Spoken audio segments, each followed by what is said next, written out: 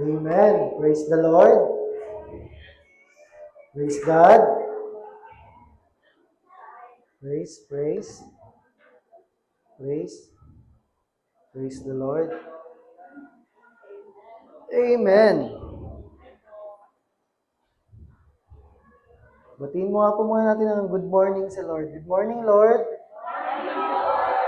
Tandaan natin, di tayo nandito para kung kanino man, kundi tayo ay nandito para sa Panginoon. Amen? So, isang magandang umaga para sa ating Diyos na buhay. At bigyan mo ng isang magandang ngiti ang iyong katabi. Amen? At sabihin mo dyan sa iyong katabi, mamaya, lilibre mo ako.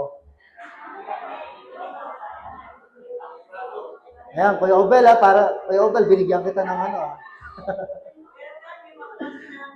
Okay, welcome po sa classmates nila Pastora Remy at Pastora Rosie. Welcome sa tahanan ng Diyos. Amen? Welcome home, sabi nga nila. Amen? So, isang pinagpalang umaga sa ating lahat. Tayo po ay mag-aaral ng salita ng Diyos. Handa na po ba tayo mag-aaral? Handa na po bang makinig? So, sino dito ang may mga hindi ba nakatulog? Puyat? Hindi pa nag-breakfast? Okay, so sama-sama tayo sa Panginoon. Kumain tayo ng pagkain para sa Panginoon. Amen? So, ngayong umaga po na to, tayo pong muli ay manalangin, dakilang Diyos. Salamat po sa napakagandang umaga. Salamat po sa napakagandang pagkakataon na kami ay muling tinipon mo upang mag-aral ng iyong salita, Panginoon. Dalangin po namin, Banal na Espiritu, na patuloy mo po kaming katagpuin, patuloy mo po kaming kausapin, na ang bawat puso maramdaman ang iyong mensahe. Ang bawat isipan maunawaan ang iyong salita, Panginoon. Maramdaman namin ang magandang plano at marinig namin ang tinig mo ngayong umaga ito, Panginoon. Gabayan niyo po kami, Panginoon, sa pag-aaral ng iyong salita. Gabayan niyo po ang inyong lingkod at patuloy na ikaw lamang po ang mapapurihan, Panginoon. Ikaw lamang po ang mataas sa lugar na ito. Ikaw lamang po ang aming sasambahin. Sa iyo ang papuri, pagsambat, pagdakila sa tanging pangalan ng iyong anak si Jesus. Ang lahat po ay magsabi ng Amen. Amen.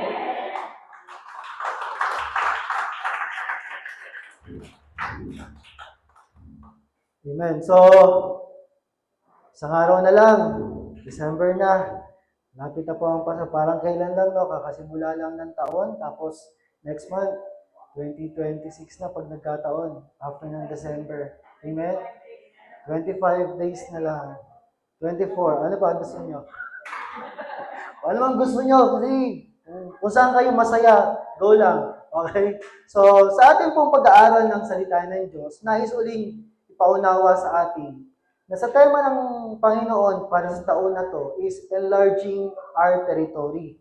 Dapat ang buhay natin, habang tayo sumusunod sa Panginoon, lumalawak yung teritoryo natin para kay Lord. Amen?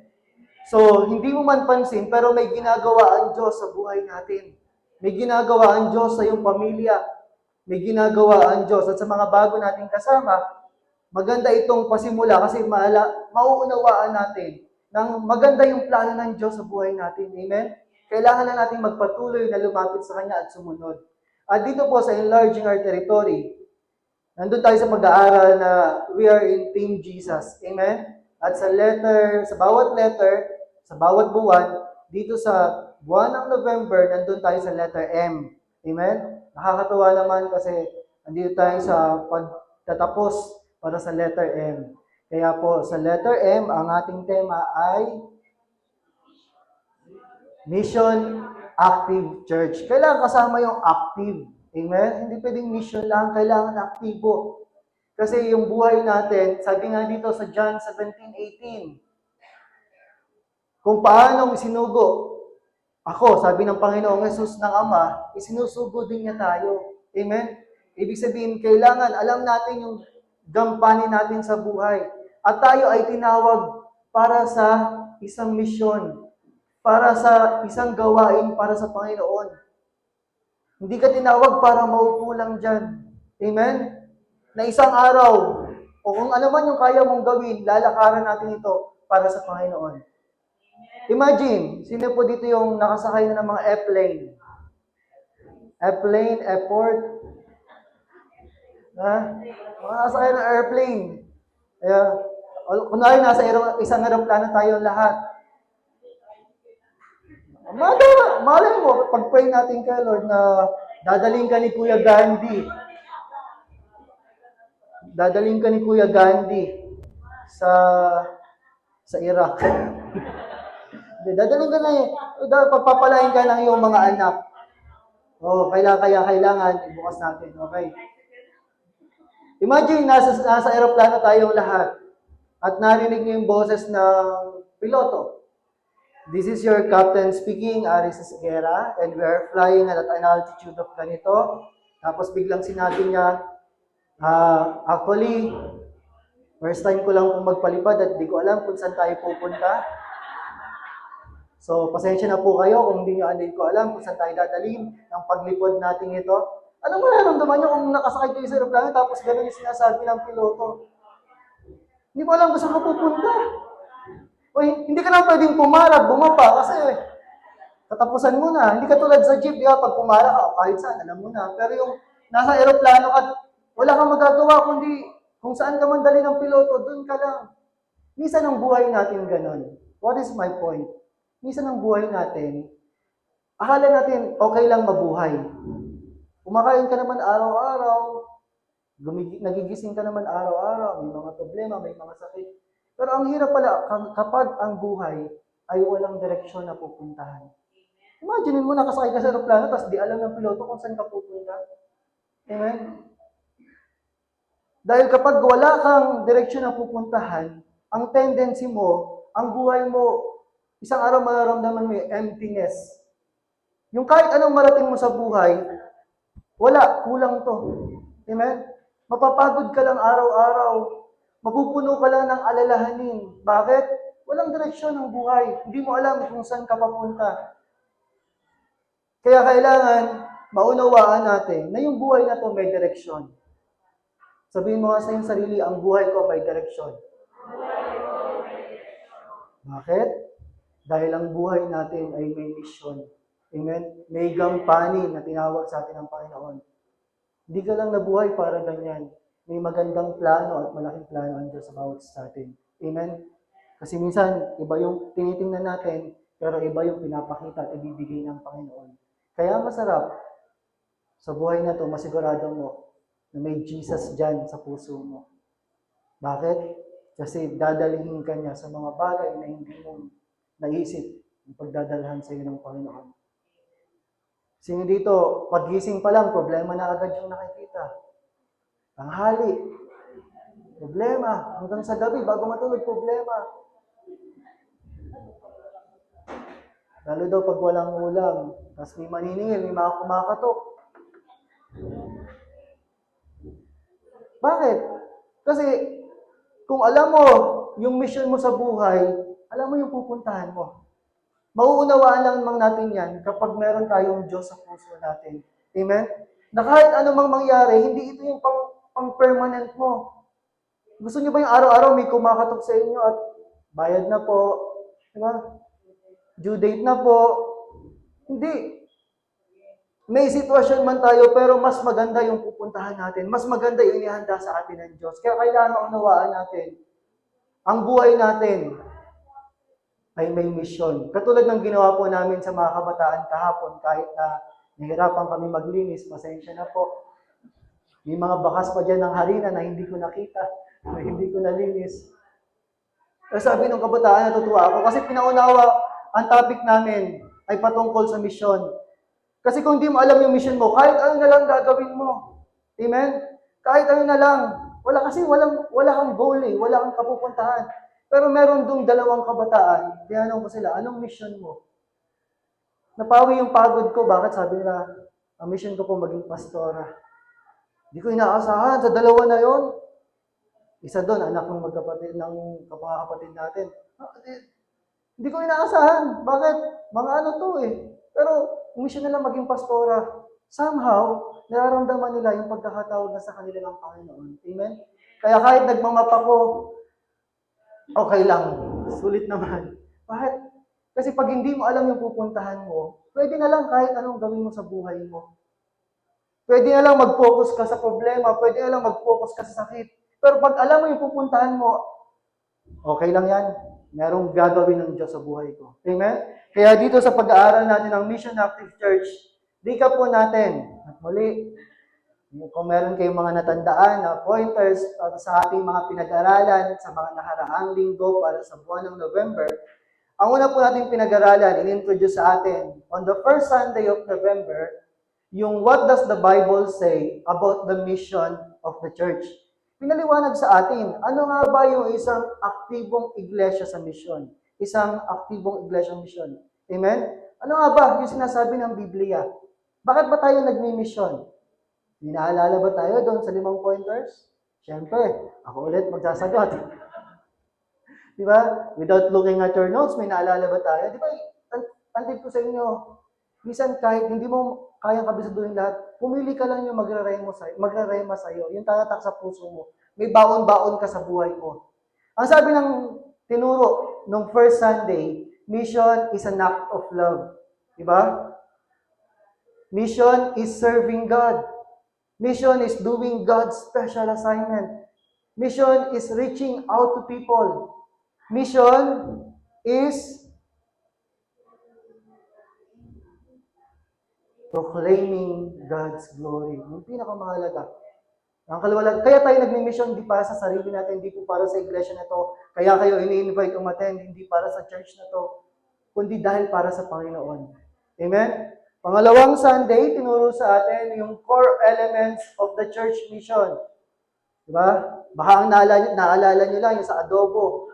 Diba? Pag nagluluto ka ng adobo, anong pinakamahalagang sangkap na hindi dapat mawala? Suka o toyo?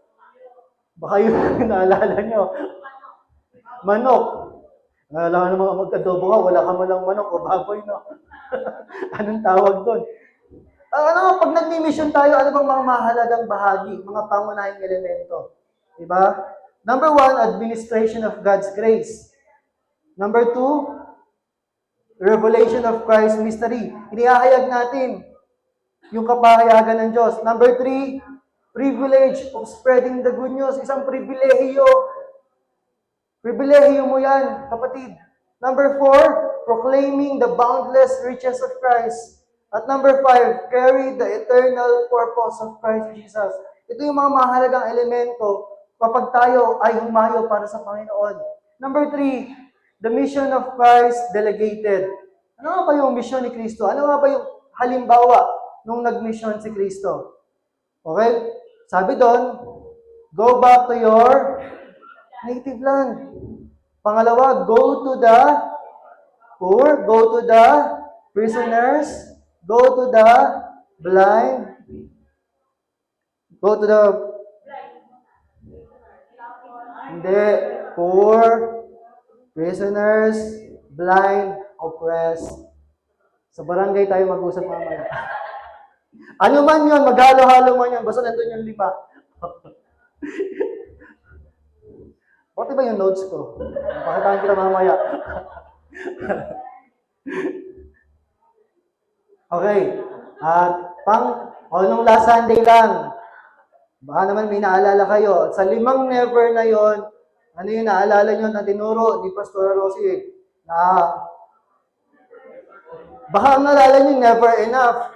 Never enough. Never enough. Hindi 5 never sa ating paglilingkod sa Panginoon. Amen?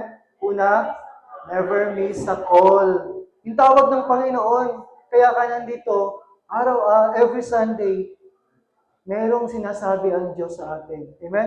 Never miss an opportunity. Pangatlo, never fail to obey. Pangapat, never lose hope. Anong never hope? Never lose hope. Huwag mo wala ng pag-asa. Kasi marami tayong dadaanan sa pag-mission. At 5, never say never. Huwag mo sabihin na hindi kailanman. Sa mga bago nating kapatid, tandaan nyo, minsan may mga bagay na hindi natin maunawaan. Pero tandaan nyo, basta ang Diyos ang nagsabi, ang salita ng Diyos ang nagsabi, mahirap makunawain. Tanggapin nyo, bukas yung puso nyo. Bakit? Walang ibang plano ang Diyos kundi mabuti para sa atin. Amen? Hindi siya yung Diyos na nagpapahirap. May plano ang Diyos about sa atin. Amen? Kaya ito yung God's expectations from His mission workers. Amen? So ito yung apat na tinuro bilang recap. At ngayong pong umaga na to, tingnan natin ang salita ng Diyos patungkol sa talinghaga ng malaking handaan. So mamaya, meron tayong malaking handaan. Tama ba? Huwag po muna po kayo uwi dahil maraming hinihanda. Masasarap ang mga nagluto ng pagkain natin ngayong umaga. Mamayang tanghali. Okay? So balikan muna natin, ano nga ba yung talinghaga ng malaking handaan? Kasi habang nagtuturo si Jesus ng mga katotohanan, may isang nagsabi. Ang sabi ng pag-aaral, parang hindi niya matanggap, susubukan niya i-divert. Sabi niya, pinagpala yung mga kakain sa handaan ng kaharian ng Diyos. Pero bigla nagsabi ang Panginoon, may isang lalaki, naghanda siya. En grande. Malaki. Tapos, sabi niya sa mga alipin niya, oh, ready na yung ating okasyon, ready na yung lugar, ready na yung mga pagkain. Ipatawag mo na yung mga tao na binigyan ko ng invitation. Sino ba yung may mga invitation dyan mamaya? Okay? Minimum 500. Okay? Sabi ng mga, lumakad ngayon yung mga alipin at sinabi sa kanila, pinuntahan yung mga bahay, yung mga lugar, yung mga tao. Ang sabi ng unang tao, magkalang naman, please excuse me. Hindi po ako makakapunta kasi meron akong bagong biniling lupain, bukirin.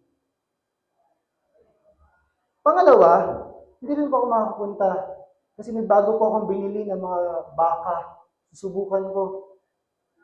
At yung pangatlo, bagong kasal po kasi ako hindi ako makakapunta. Amen? Bumalik ngayon yung alipin, nagalit yung Panginoon, yung may-ari ng bahay. Sabi niya, bakit? Pinaghandaan. Amen? Nag-effort, may magandang gagawin, may magandang mangyayari. Pero itong mga tao na to, tinanggihan nila. Kaya ang ginawa, sabi ng alipin, sabi ng Panginoon, sa kwento, yung may-ari, okay, yung master, sabi niya, pumunta ka doon sa kalsada. Kunin mo yung mga lumpo, kunin mo yung mga mahihirap, kunin mo yung mga bulag, dalhin mo sa ating piging. Dinala niya ngayon, doon ka sa kalsada. Pag bumalik siya sa kanyang master, nagawa ko na po ang inutos niyo, kaya lang di pa puno yung ating handaan. Marami pang bakanteng upuan. Kaya ang sabi nga, dito sa Luke 14:23, then the master told his servant, go out to the roads and country lanes, and compel them to come in, so that my house will be full. Amen? Ang sabi po sa ang Biblia 2001, sinabi ng Panginoon sa alipin, lumabas ka sa mga daan at sa mga bakuran at pilitin mo silang pumasok upang mapuno ang aking bahay. Amen? Ganun nga ang ginawa ng alipin. Pero kung paano yung mga alipin na to ay inutusan ka ng kanilang master, ganun din tayo sa Panginoon. Amen? Nais ng Diyos na mapuno natin yung tahanan ng Panginoon. Amen? Kaya sa anumang paraang magagawa nyo, huwag kayong magsasawa na magdala ng mga tao na pwedeng lumapit sa Panginoon. Amen? Anong makikita natin dun sa talinghaga? Yung tatlo, maraming excuses sa buhay. Maraming kadahilanan. Maraming dahilan para hindi pumunta. Sabi nga doon, yung mga excuses natin sa buhay, kapag minsan hindi natin nasusunod si Lord, hindi natin nagagawa yung nais ng Diyos, yung excuses mo, pinapakita lamang kung ano nga ba yung priority mo. Amen?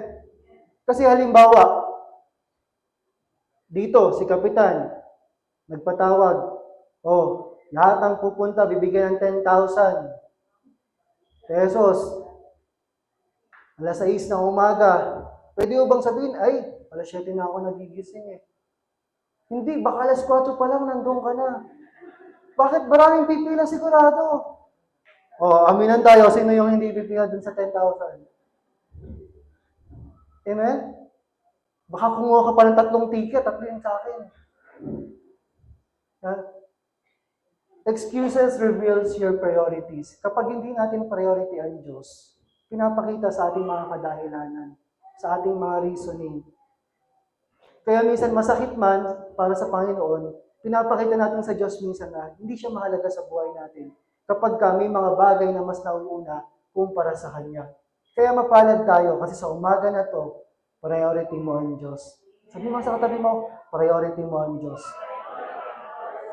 Pinilit ka man, tinulak ka man, priority mo ang Diyos sa umaga na to. Amen? Kaya, huwag niyong hayaan na makatulog kayo sa aking pagtuturo, kundi magkaroon kayo ng makuha ngayong umaga na to. Kasi, ito yung nais ng Diyos sa buhay natin. Meron tayong gagawin sa buhay natin na to. Mahirap kapag ang buhay ay walang direksyon. Pero ang buhay natin may misyon. Dalhin ang Panginoon sa mga tao na hindi pa nakakakilala sa Kanya. Amen? Sabi nga doon, kung ikaw man ay teacher, kung ikaw man ay nanay, kung ikaw man ay nagkatrabaho sa labas, worker, hindi ka worker na Christian. Bakit? Ikaw ay isang Christian na worker. Amen? Magkaiba yun. Amen? Alam mo yung identity mo. Bago ka pa maging teacher, Kristiyano ka na. Alam mo yung priority mo. Bago ka pa maging nanay, Kristiyano ka na. Bago ka pa nagtatrabaho, Kristiyano ka na. Alam natin ang identity natin kasi kung hindi, pwede tayong libangin ng kaaway, pwede tayo distract. Pero kung alam natin na tayo Kristiyano, kahit saan man tayo pumunta, dala-dala natin yung mission natin. Amen? Kaya po sa umaga na to, tandaan natin, meron tayong topic, title sa umaga na to. Kung paano ang talinhaga ng malaking handaan, merong malaking handaan na inihanda sa ang Diyos para sa mga sasagot sa panawagan ng Panginoon. Kaya po, ang title natin, di ba, sino nakapaglaro dito ng may maiba? Kaya, yan. O kaya, sumasali, hindi ka namin batay, hindi ka kasali. Pero dito, tandaan natin kung kayo ba ang tatanungin ko, tinanong ko kasi mga kabataan, ano bang mission mo sa buhay? Hindi ko alam yung mga assignment ni Lord sa inyo. Pero yung general mission natin, alam ko kung anong general mission ng bawat isa sa atin para sa Panginoon. Iyon ay ipakilala ang Diyos, dalhin ang mensahe ng Panginoon. Dalhin ang Panginoon sa mga taong nadidiliman, mga taong hindi pa siya kilala. That is our general mission. Amen? At wag natin kakalimutan yun. Dahil yun yung binigay sa atin ng Panginoon. Okay? Kaya pang umaga na to, meron tayong title na All In, Let's Go All Out. Amen? Lahat kasali, tara, humayo na. All in. Let's go. All out. Amen? Paano ba pag sinabing all in? Lahat kasali. Amen? Lahat. Kaya nga pag sino dito? Yung sasali sa gagawin ng church sa December. Lahat kasali, lahat mahalaga. Amen? Lahat may mahalagang gampanin. Halimbawa, yung mga magaling magluto, sila yung maghanda ng pagkain. Yung mga magaling, may mga maraming kakilala. Amen? Marami tayong pwedeng gawin para sa Panginoon. Marami kang pwedeng gampanan. Merong bahagi na inilaan ng Diyos para sa atin. All in dapat tayo. Kasi kung katulad ka ng tatlo, kailangan sa punto na to, yung puso mo, all out na sa Panginoon. Pag sinabi namang all out, todo pati pato. Nagamit nyo na ba yan? Sa baraha, ginagamit yan. Todo pati pato. Parang sa casino. Lahat na. All out na, lahat na.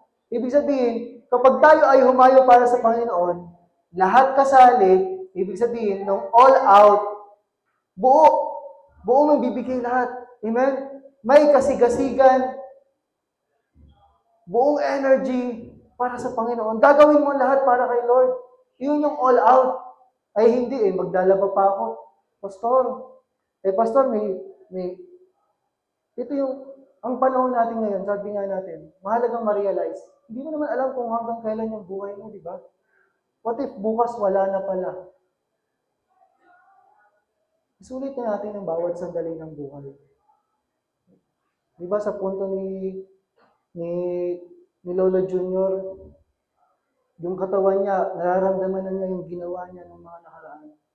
Pero ganun pa man, sabi ko, Lord, alam ko may plano ka pa sa tao na to. At may gagawin ka sa buhay ng tao na to. Ano man yun, nagtitiwala kami sa iyo. Amen? Huwag tayong dumating sa punto na kung kailan meron pang sakit, saka lang tayo mag-all out kay Lord. Na kung kailan may problema, doon lang lalapit sa Panginoon. Maunawaan natin na yung buhay na to, minsan lang, isang beses lang. Isulit na natin sa Panginoon. Amen? Huwag ka lang magpapigil. All in, let's go all out. Lahat kasali. Tara, humayo tayo para sa Panginoon. Amen? Nawain natin na tayo ay bahagi ng nais gawin ng Panginoon. Okay? So, paano ba maging all in at all out para sa Panginoon? Sa ating pagmimisyon, mahirap kasi kung ano lang yung half-hearted ka lang. Mahirap kung napipilitan ka lang. Ngayon pa lang, italaga mo na yung puso mo na, Lord, alam ko gagamitin mo yung buhay na to. Dahil may maganda kang plano para sa akin. Number 1, pero bago pala yon, kaya nga nung nakilala natin ang Panginoon, every Christian is a full-time missionary. Every Christian. The moment na makilala mo si Lord, binibigyan ka na agad niya ng assignment. Amen? May mission ka, saan ka man mapunta. O ikaw man ay nagka-tricycle driver, pero pwede mo ibahagi ang salita ng Diyos. Hindi mo kailangang lumayo. Pero may panahon na kailangang sundin kung saan ka man papadala ng Panginoon. Aba, kung inaantok na yung katabi mo, may mission ka dyan. Uy. Amen? Minsan ang pinakamasarap tulugan yung sa church eh. Pero dapat hindi, no? Amen? What is my point? The moment na nakilala mo si Lord, special ka sa harapan ng Diyos. Pinagkatiwalaan niya tayo na dalhin yung pangalan niya, dalhin yung mabuting balita niya. Amen? So, bawat isa sa atin ay isang missionary, full-time. Ano man yung ginagawa mo? Halimbawa, isa kang nanay, ang mission mo, mag-train ng mga disciple ng Panginoon. Amen? Kung meron kang business, kung may hawak ka na business, pwede kang mag-share doon sa mga tauhan mo. Amen?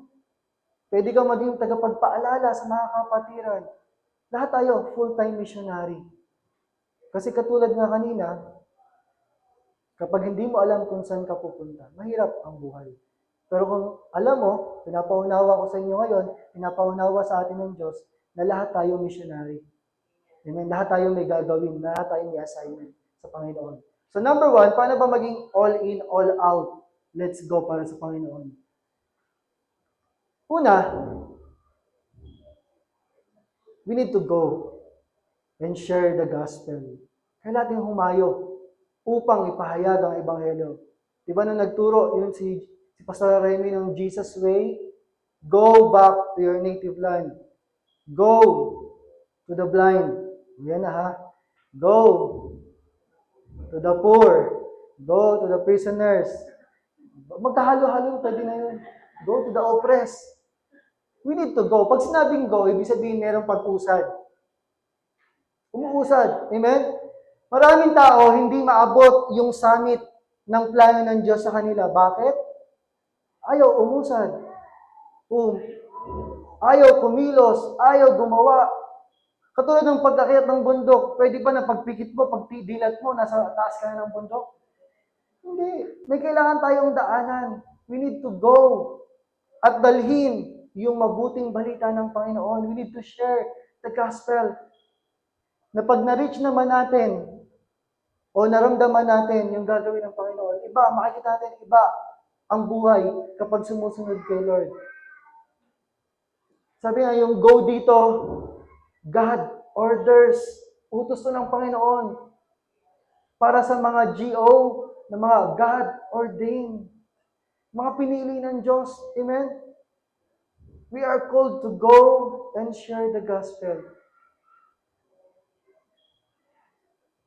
In the book of Matthew 6:33, ang sabi doon, seek ye first the kingdom of God and His righteousness, and all these things. Sabi ko nga, Lord, nung nag-full time akong maglingkod sa'yo, wala na akong kinikita, may mga allowance lang, love gift na lang. Sabi ko, Lord, kahit kailan di mo ako pinagkulang. Diba? Dati, inaalala ko pa pag dumating si Judith, yung 20th of the month. Kasi andyan na, check ko na online, magkano kaya ang kuryente ko. Dati, kuryente namin yung Lolo Junior, 900. Ano ba ginagawa namin yung Lolo? Bakit 900? Tapos, ngayon, 200 na lang. Ngayon, nag-400 ulit. Tumaas kasi yung kuryente yata ngayon eh. No? Tama ba?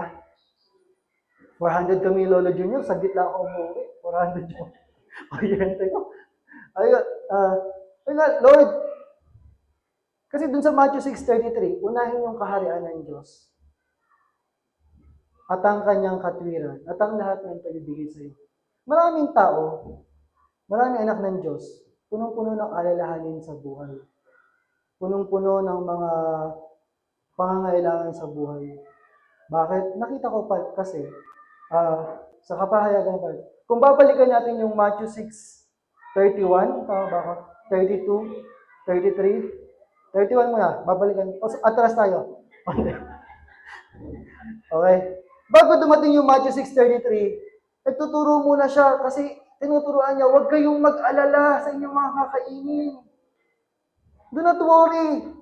Sino dito kahapon nag-alala? May mga kaalalahanin sa buhay. Hoy. Yung patago na lang taas. Isang daliri. Ang patago na lang. Ha?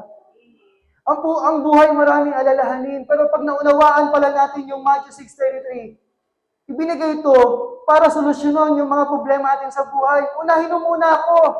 Sabi ni Lord, unahin mo yung gusto ko. At akong bahala sa'yo. Amen? That is Matthew 6:33. Huwag kang mag-alala. Ang pinakamasarap sa buhay na to, kasama natin ang Diyos. Amen? Kaya sundin natin kung ano yung kalooban niya. Unahin natin siya. Go! Unahin natin si Lord. Ibig sabihin, gawin mo yung mission mo. Kaya, sabi ko nga sa inyo, 3 years ago, inaalala ko yung mga bayarin ko. Pero sa panahon na to, dumating man si Judith o hindi, sabi ko, Lord, bahala ka na. Alam ko darating yung pambayad. Bakit? Nakita ko, kapag inuna mo si Lord sa buhay mo, dapat ginagawa mo yung mission mo. Kapag ginagawa mo yung nais ng Diyos sa buhay mo, kailanman, hindi ka pagkukulangin ng Diyos. Bakit? Kasi marami sa atin, kailangan ko magtrabaho, kailangan ko ganito, kailangan ko gawin yun, para makabayad ako, para ma-provide ko yung pangailangan ng aking pamilya. Pero ang sabi ng Panginoon, unahin mo muna siya. Gawin mo yung kalooban niya at hindi ka niya pababayaan. Amen? Kahit anong pilit mo magtrabaho, baliwala kung hindi mo inuuna ang Panginoon. Amen? Kaya sabi ito, go and share the gospel. Huwag mong kalimutan, nasaan ka man, nasa tindahan ka man. Go! Amen? Si Kuya Andrew, meron niyang gift kasi ako, hindi ko alam kung paano, nakuha niya yata yung kay tatay. Okay, parehas pala. Yung kahit sinong kaharap, kaya niya makabuo ng conversation. Kaya niya makipag-usap, kaya niya mapalagayan yung loob. Kami ni Alay, punong-puno kami ng ganun. Hindi namin alam kung paano. Hindi kami mapalagay ko. Mahirap lumapit, hindi mo makakilala. Pero si Kuya Andrew, may gift siya ng ganun. Kaya meron niya calling to be an evangelist, a missionary. Kahit nasan man siya, pwede niya ipahayag ang salita ng Diyos. Amen? We need to go. Huwag natin kalimutan yung mission natin sa buhay. Si Lord ang bahala sa atin. Amen? To be all in, all out, kailangan mong umusad. Kailangan mong kumilos, kailangan mong gumalaw. Amen? Bakit? Anong sabi ng salita ng Diyos?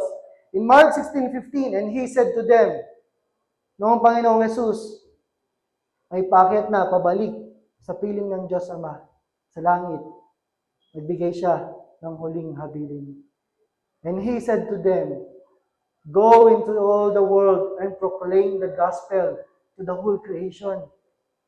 Sinabi niya doon sa 500 na katao na nakasaksi ng kanyang muling pagkabuhay. Bakit? Sa panahon ngayon, may mga tao pa rin, may mga Hudyo pa rin na hindi kinikilala ang Panginoong Yesus. Sinasabi nila, oy, hindi ba di magkaanak yung Diyos? Diyos siya eh. Yun yung kanyang katwiran. Hindi nila tanggap ang New Testament. Old Testament lang sila, pero on the book of Isaiah, makikita pa lang doon na darating ang Mesiyas, ang tagapagligtas. At marami pa rin ang tinatatwa na hindi nabuhay na magmuli ang Panginoong Yesus. Pero yung mga 500 na tao na to, na nakasaksi, inaasahan sila ng Panginoon. Amen? Sabi sa kanila, humayo kayo sa buong mundo at ipangaral ang magandang balita sa lahat ng tao. Ibig sabihin, yung nakita nyo, i-share nyo sa iba. Amen? May purpose, kaya ka nandito. May purpose sila kung bakit nandun. Amen? May dayunin, may dahilan. Kayo yung saksi ng Panginoon. Kaya yung mga tao na nakakilala sa Panginoon, may layunin. Dahil ikaw yung saksi na may ginawa ang Diyos sa buhay mo. May ginagawa ang Diyos sa buhay mo. Amen? Kaya ang gagawin natin, humayo. Oh, wait lang.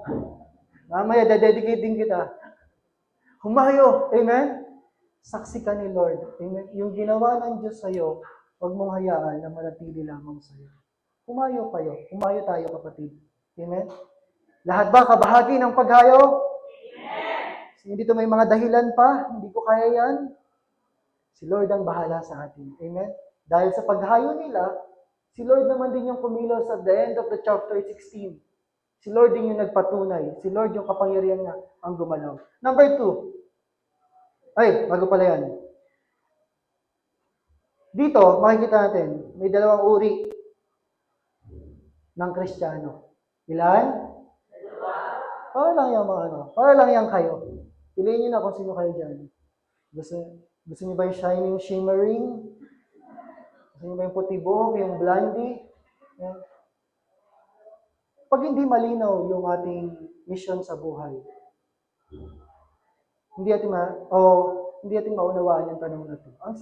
Ang tanong po dyan, are you Jesus' audience or His partaker? Audience ka lang ba? O kabahagi ka ni Jesus? Diba yung audience ka lang? Attend ng Sunday, uuwi, ganun ulit, babalik. O ikaw ay willing makibahagi para sa Panginoon. Amen? Dalawang klase, ang umaten, isa, audience lang, isa, partaker. Ano ka para kay Lord? Ba? Ano mang excuses mo, hindi mo man kaya, ibaba mo yan, bahala na si Lord sa buhay mo. Ang hinihintay lang ni Lord, yung mga pinakuha niya, mga lumpo, maihirap. Basta gusto mong magpagamit, basta bukas yung puso mo, pasok ka sa Panginoon, siya ang bahala sa iyo. Kaya, audience ka ba o partaker? Kabahagi ka ng Panginoon. Sabi nga, bakit ba kailangan ng maging partaker tayo? Kasi ang pananampalataya ay hindi lang panonood. Faith is not just watching. Faith is participating. Amen? Gumagalaw, kumikilos, nakikisali, nakikibahagi ang pananampalataya. Amen? Kaya kung meron kang faith, ang expected sa iyo ni Lord, dito, hindi dito. Amen? Participating. So, kayo nang makakasagot, are you an audience or partaker? Number 2, tutuloy ako na po. Dala-dala natin yung mabuting balita, ipinapakilala natin ang Panginoong Yesus sa kanila, kung ano yung ginawa ng Diyos para sa atin. Number 2, meron tayong bibigay na regalo sa kanila. Anong gusto niyong regalong matanggap this Christmas? Meron ba? Si Debdeb, saka Daniel, tinapay lang po, Marie. Pagkain lang, Dede. Anong gusto yung regalo? Nung dati, Meron akong, hindi ko alam kung tama yung sabi nila na holy envy o holy jealousy. Basta dati, nagpe-pray ako kay Lord. Sabi ko, Lord, sana maging katulad din ako nila. Pastor Rain, Pastor Rosie, yung mga iba pang... Kasi every Christmas reunion, meron silang regalo para sa lahat. Naghahanda sila, namimili sila ng regalo para sa lahat. Sabi ko, Lord, sana magawa ko rin yun.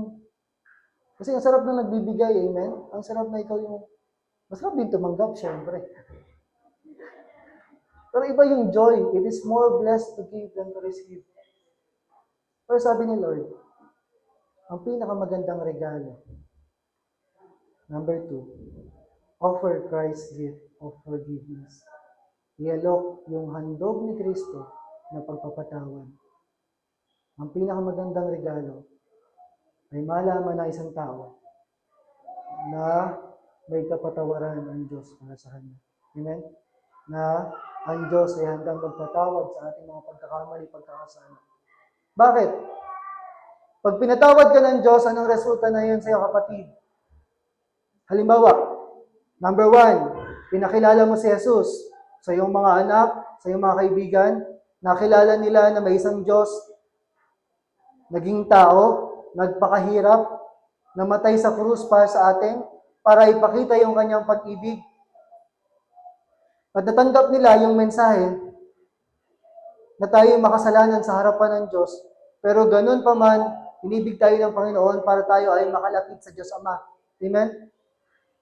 Ang pinakamasarap na buhay ay yung alam mong pinatawad ka. Bakit? Kasi pagka natanggap mo yung pagpapatawad ng Diyos, makakabalik ka sa piling ng Diyos Ama. Hindi mo dala-dala yung guilt of sin. Hindi mo dala-dala yung condemnation. Dala-dala mo yung pag-ibig at pagpapatawad ng Panginoon. Amen? At kapag pinatawad ka ng Diyos, nauunawaan mo na yung grasya niya ay merong magandang layunin sa buhay natin. Na kahit may sitwasyon ako sa buhay dito, meron akong magandang pupuntahan sa piling ng Diyos Ama. Amen? Na kahit may mga problema akong dadaanan, meron akong magandang destinasyon sa piling ng Panginoon. Amen? Na doon, walang hirap, wala nang iyak, wala nang sakit, wala na. Puro magagandang bagay na lamang. At yun yung nais ng Diyos para sa atin. Kaya ang dala-dala natin ay ipaunawa sa kanila na ang Diyos natin ay merong regalo ng pagpapatawad. Kaya lang, hindi lahat tinatanggap yun. Hindi lahat nawala na. Nalobat na. Hindi na na-charge. Ay, na-charge pa yata na.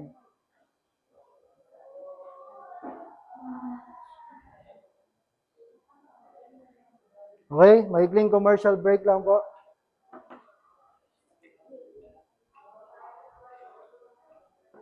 Okay? Kaya sasabi nga ni Lord, wala kang mang kakayahan magbigay ng ganon. Pero yung pinakamagandang regalo, pwede mo ialok sa mga tao sa paligid mo. Amen? Pwede kang umabot ng mga tao upang maunawaan nila ang pag-ibig ng Diyos ay nagpapatawad. Ibig sabihin, ano man yung nakaraan mo, may magandang bukas, may magandang gagawin ang Diyos sa buhay natin. Amen? Na kahit ano man yung sitwasyon natin dati, may magandang bukas ngayon na inilaan ng Diyos para sa atin. Kaya yung offer natin sa kanila, Christ's gift of forgiveness. Sabi nga po ng salita ng Diyos,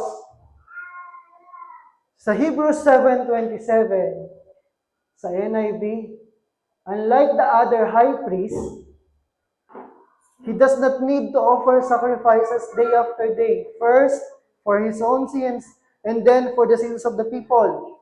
He sacrificed for their sins once for all when he offered himself. Sabi po dito, hindi siya katulad ng ibang mga pinakapunang pari na kailangan pang mag-alay ng mga handog araw-araw. Kasi yun yung trabaho ng pari. Mag-alay para sa pagpapatawad ng kasalanan ng mga tao. Pero sabi ito, hindi ganoon si Jesus. Unay para sa sarili nilang kasalanan kasi kahit sila nagkakasala, pero yung Panginoon natin, yung pinakapunong pari natin na si Jesus, siya ay walang kasalanan. At pagkatapos, para sa kasalanan ng mga tao, ang maganda po dito, minsan lamang nagandog si Jesus. At ito'y ano sabi ni Mel Chanco? Nang ihandog niya ang kanyang sarili. Ang pinakamatinding sakripisyo, ang pinakamatinding regalo ay ang Panginoong Yesus. Dahil siya yung pangako ng Diyos sa atin. Siya yung regalo ng Diyos sa atin. Amen? Dala-dala natin yung pag-ibig ng Diyos sa ating mga buhay. Pangatlo, when we are all in and all out, number 3, kailangan tayo ay onward moving around. Patuloy na umuusad pasulong. Amen? Na kahit gaano kakagandang kotse, anong layunin ng kotse?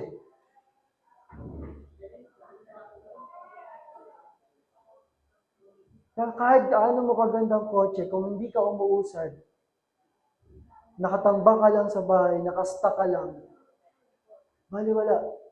We need to move. We need to go onward. Patuloy tayo umuusad pasulong para sa Panginoon. Ibig sabihin, ano man yung mangyari sa ating buhay, ano man yung sitwasyon, usad na ng usad para kay Lord. Amen? Huwag mong hahayaan na yung sitwasyon ang pumigil sa'yo sa mission mo para sa Panginoon. Tuloy lang. Amen? Kahit yung asawa mo, yung problema mo, kahit yung anak mo, yung problema mo, tuloy lang, usad lang, gawa lang para kay Lord. Amen? Kasi ang pagmimisyon, marami tayong mararanasan dyan. May mga masaya, at may panahon na malungkot. May panahon na may problema. Pero ganun pa man yung mangyari, kailangan patuloy tayo sa pag-usad. Amen? Patuloy tayong gumagalaw para sa Panginoon. Dahil habang umuusad ka, mas nararanasan mo yung kilos ng Panginoon. Amen? Sabi nga po ng salita ng Diyos, in the book of 2 Corinthians 10:15-16, habang si Pablo ay pinagtatanggol ang kanyang otoridad, ang kanyang sarili, bilang lingkod ng Panginoon, bilang apostol, ang sabi po niya, we do not boast beyond limit in the labors of others, but our hope is that as your faith increases, our area of influence among you may be greatly enlarged, so that we may preach the gospel in lands beyond you. Amen? Kapag nakakilala ka sa Panginoon, mas lumaki yung influensya, mas maabot yung mga lupain beyond us without boasting of work already done in another's area of influence. Sabi po dito sa Tagalog, sa ang Biblia 2001, hindi kami nagmamalaki ng lampas sa sukat, sa makatwid ay sa pinagpagura ng iba. Subalit, ang aming pag-asa ay habang ang inyong pananampalataya ay lumalago. Ano daw po yung nangyayari kapag ang pananampalataya ay lumalago? Ang aming saklaw sa inyo ay lumawak nawa. Amen? Na ang pananampalataya natin kailangan lumalago upang yung ginagawa natin para sa Panginoon, lumalaki din. Upang aming maipangaral ang ebanghelyo sa mga lupain, sa dako paroon ng lupain ninyo, na hindi nagmamalaki sa mga gawang natapos na sa nasasakupan ng iba. Lumalago ba pa tayo para sa Panginoon?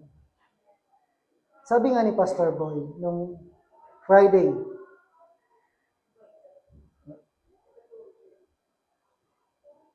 natuwa ako dun sa binanggit niya. Sabi niya, when you stop learning, you stop growing.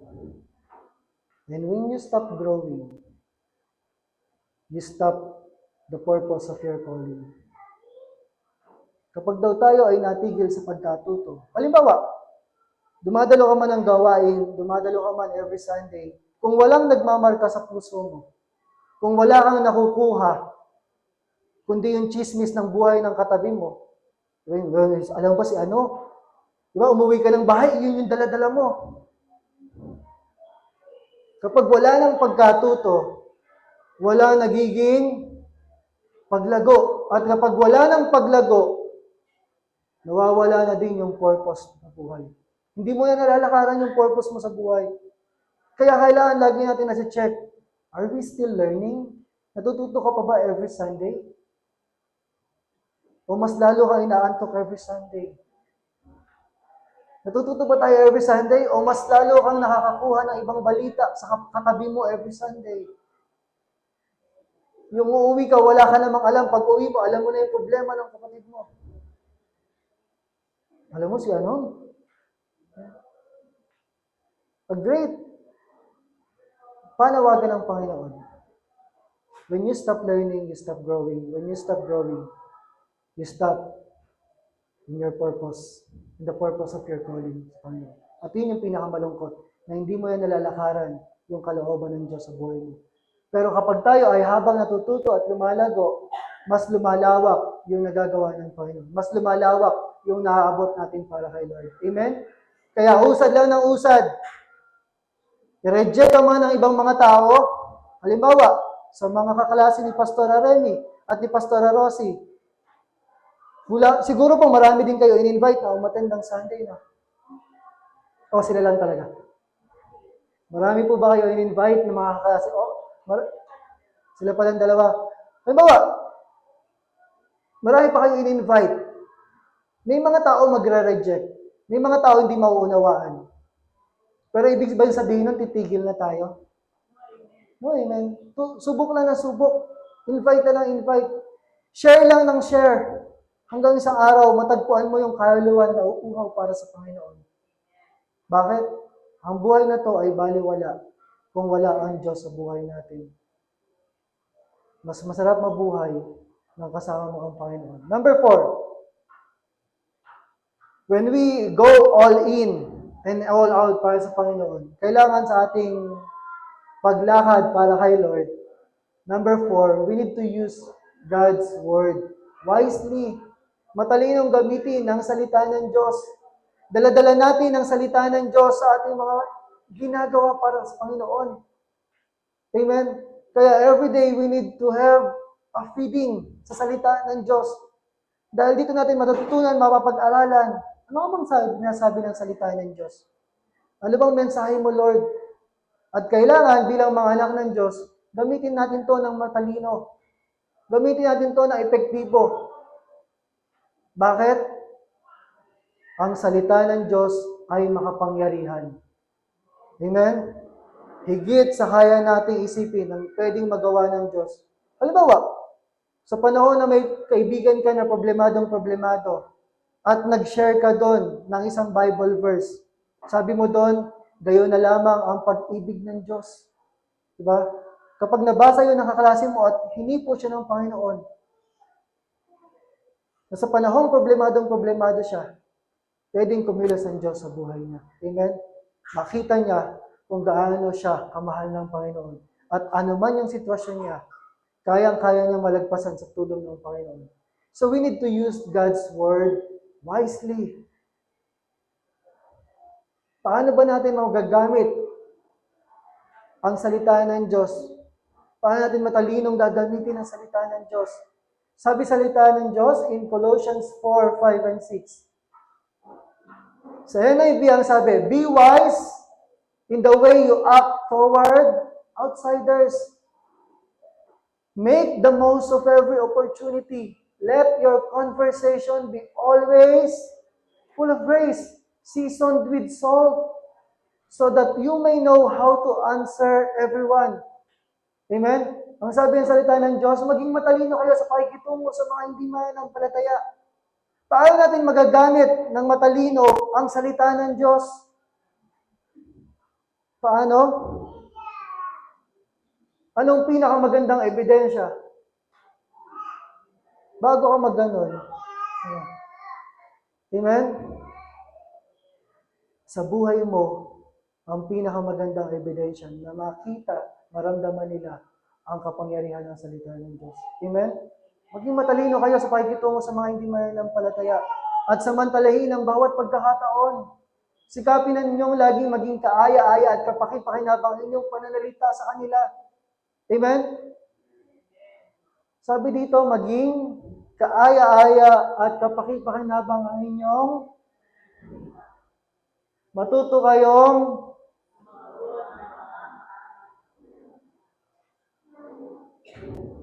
sa inyong lugar na pinagtatrabahuhan, sa inyong tahanan. Nakikita ba sa atin to? Hindi po ako nag-ano Paalala lang. Hindi ako nagsisell. Paalala lang. Bakit? Ang pinakamagandang ebidensya ay tayo. Amen? Kung sa buhay natin di makita tong kaaya-ayang pananalita,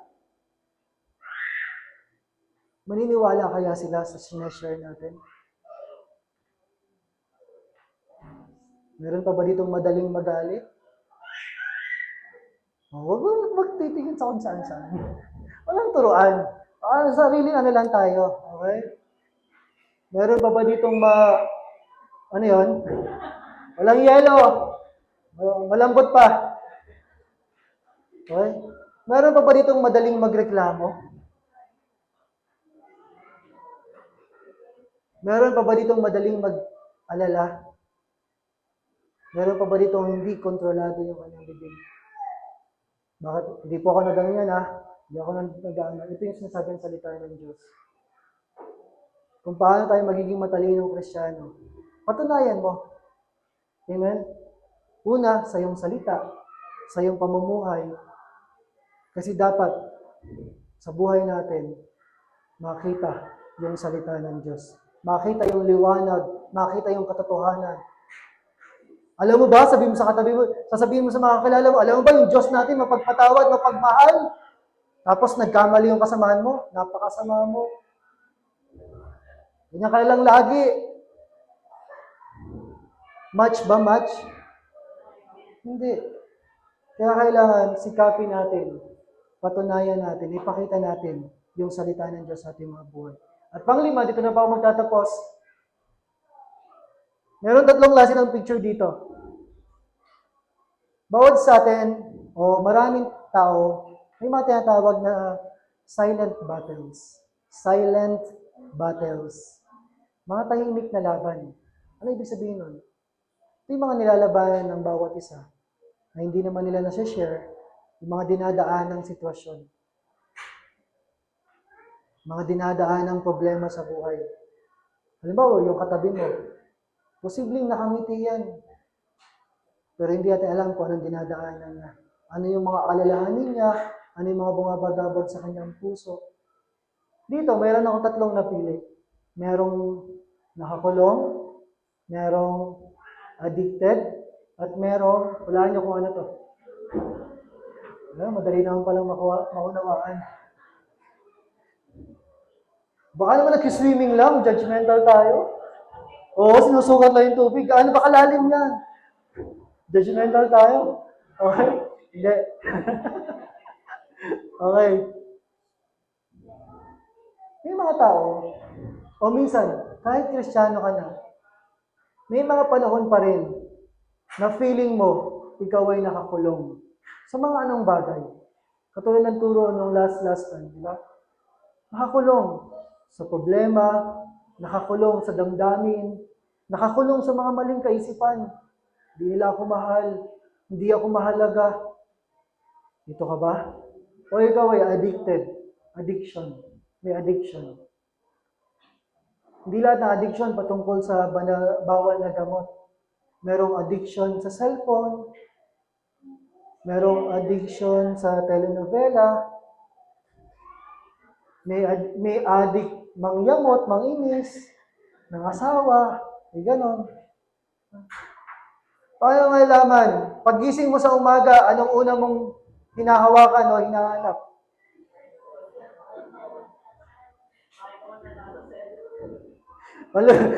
Cellphone po, pero hinahanap ko yung Bible. Woo!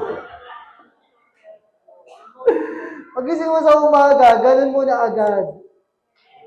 Thank you, Lord. Nagising pa ako. Amen? At kausapin mo muna si Lord bago ka makapag-usap sa cellphone mo. Baka hindi mo alam, nandito ka na. At meron namang nalulunod. Nalulunod sa bayarin, nalulunod sa problema, nalulunod sa sitwasyon. Kung nandito ka man, tandaan natin, dahil sa Kanya, merong pagpapalaya, merong pagliligtas, at merong paggagamot. Amen? Kaya yung mga nakaraan na to ay pwede nating gamitin para ipakilala sa kanila at ipatotoo yung pag-ibig at kabutihan ng Diyos. We need to testify God's love and goodness. Maraming tao sa paligid mo. Halimbawa, may binigay sa iyo ang Lord sa puso mo na pangalan. Hindi mo alam kung anong dinadaanan yan. Pwedeng nakakulong sila sa problema, nakakulong sa damdamin, pwedeng lunod o adik sa kung ano-ano. Pero pag hinayag mo at pinakilala mo ang Panginoong Yesus, hindi ikaw yung magpapalaya sa kanila. Ang Panginoong Yesus, ang salita ng Diyos. Amen? Kaya we need to testify God's love and goodness. Kasi maraming tao sa paligid natin ang dumadaan sa iba't ibang sitwasyon ng buhay. Amen? Kaya bilang mga anak ng Diyos, trabaho natin na dalhin ang liwanag sa mga taong nadidiliman sa buhay. Amen? Minsan sa buhay natin, kahit Kristiyano ka na, naatake ka pa rin ng mga gawa ng kaaway, nadidiliman ka pa rin. Hayaan mo sa pamamagitan mo, maramdaman ng katabi mo yung pag-ibig at kabutihan ng Diyos. Amen? Kaya sabi ng salita ng Diyos, in 2 Timothy 1:8, so do not be ashamed of the testimony about our Lord or of me, His prisoner. Rather, join with me in the suffering for the gospel by the power of God.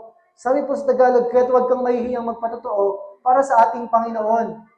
At huwag mo rin akong ikakahiya na isang bilanggo alang-alang sa Kanya. Sa halip, makihati ka sa pagtitiis para sa magandang balita. Ito yung i-reject ka man, magsakripisyo ka man, mapagod ka man, makihati tayo sa pagtitiis para sa magandang balita. Umasa tayo sa kapangyarihan ng Diyos. Amen? Kaya bilang paalala, huwag kang mahihiyang magpatotoo. May mga lalapit sa iyo na may problema, pagkakataon na yon para ibahagi yung naranasan mo sa Panginoon. Amen? Kaya kailangan ang dala-dala natin ay ang pag-ibig at kabutihan ng ating Panginoon. Rika po tayo, may natutunan ba tayo ngayong umaga na to? Medyo mahina ah. Siyempre, papakitang gilas tayo kunwari.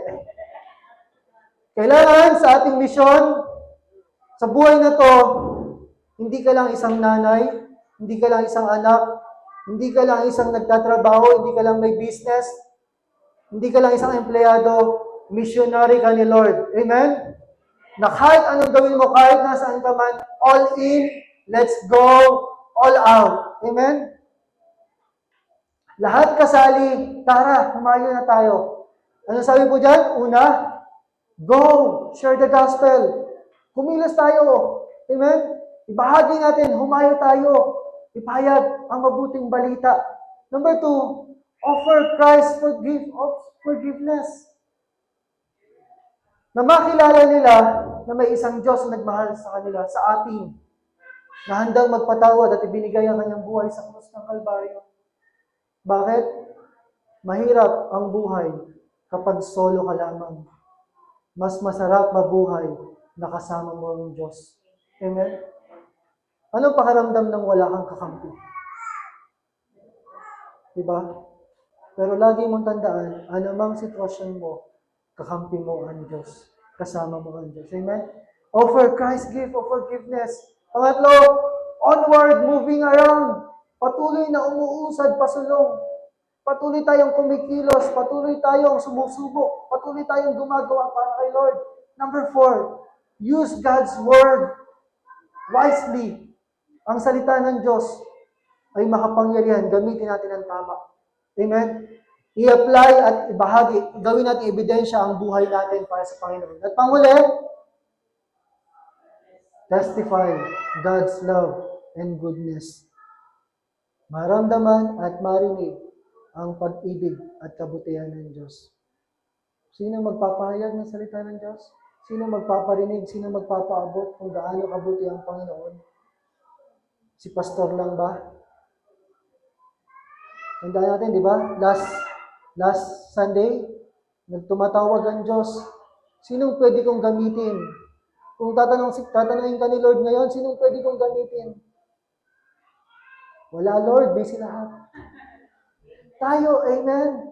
So, all in, let's go all out. Dito na po ako magtatapos sa salita ng Diyos in 1 Corinthians 15:58, isang magandang paalala ng Panginoon. Therefore, my dear brothers and sisters, stand firm. Let nothing move you. Always give yourselves fully to the work of the Lord, because you know that your labor in the Lord is not in vain. Sa Tagalog, ano pong sabi? Sabay-sabay nga po natin basahin. 1, 2, 3, go! Kaya nga, mga minamahal kong kapatid, magpakatatag kayo at huwag matinag. Maging masipag kayo palagi sa paglilingkod sa Panginoon dahil alam ninyong hindi masasayang ang inyong pagpapadal para sa Kanya. Amen? Pag nagpatawag si Pastor Remy ng gawain, sinong pupunta? Amen. Bakit? Para kay Lord. Sabi ni Lord, maging masipag tayo palagi. Dahil hindi masasayang ang ating pagpapagal kung para ito sa Panginoon. Ano mang gagawin mo kay Lord, kailanman di ka malulugi. Ano mang bibitawan mo para sa Sunday, para sa gawain ng Diyos, hindi ka lugi. Dahil may magandang inilaan ng Diyos para sa atin. So muli, ang tanong ko, bago ko bumaba, are you a Jesus audience or His partaker? Audience ka ba ni Jesus o kabahagi ni Jesus? So dito po ako magtatapos ng salita ng Diyos. Palakpakan po natin ang Panginoon.